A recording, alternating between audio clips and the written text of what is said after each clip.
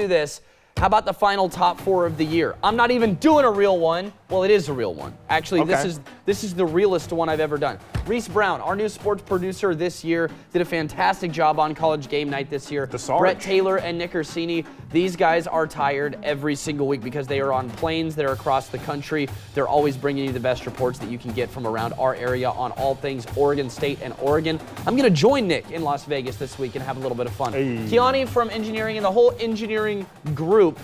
The power went out today in our station for about 2 hours. This show would not have happened if these guys didn't make this whole TV station operate at the very last second. So we're grateful for them and running the show as always. And the Oregon Duck zip line from the top of Autzen Stadium. He's one of the very cool. greatest, probably the greatest entrance that I've ever seen. He's your favorite mascot's favorite mascot. The Oregon Duck is the #1 player of the year this year, at least at the end. You have a real top four to do for once. I always do one that actually matters at the end. So After this they is not how it should be right now. This is a prediction of how it this will is be at kind the of end. how I right? think it's going to shake out in the top four that you're going to see in the playoff Okay. at the end. I do think Texas gets in, Big 12 champion. They're one loss. They've got a really great win against Alabama. Very, very tough defense.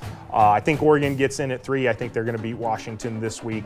Hopefully it looks impressive, and I think they'll probably slide right in there.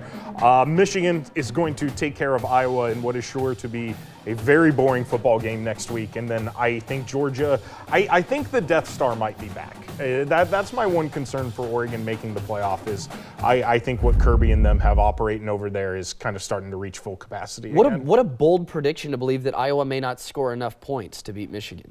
I don't want to talk about Iowa anymore. Do you know how many points do you think Iowa needs to score? Iowa was in my top 4 this year for the amount of points they scored in a game, by the way. It was 22.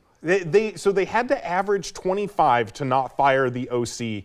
And I think in order to reach that, they need to score 63 against Michigan. The Ducks fans appreciate you for picking Oregon to beat Washington and slide into that college football playoff.